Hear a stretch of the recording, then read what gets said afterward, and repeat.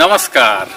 ओ लगी दोस्तों, आज मैं रायपुर के न्यू राजधानी में स्थित मुक्तांगन में आया हूँ। पुरखौती मुक्तांगन इसको कहते हैं।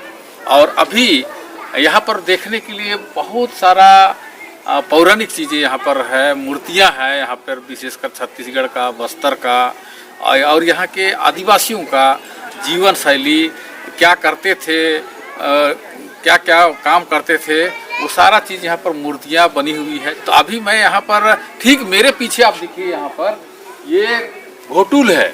ये गोंड आदिवासी लोग घोटुल कहते हैं इसको, घोटुल बनाते थे। एक तरह का ये सांस्कृतिक भवन है और इसको उरांव में कहते हैं धुमकुड़िया।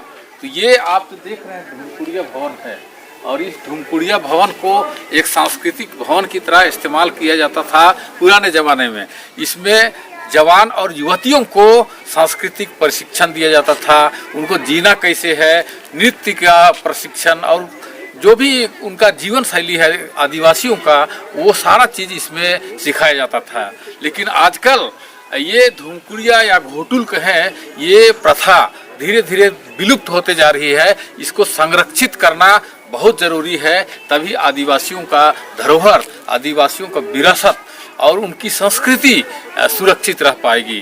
तो ये देख रहे हैं यहाँ पर काफ़ी बड़े क्षेत्र में दिया हुआ है घोटुल।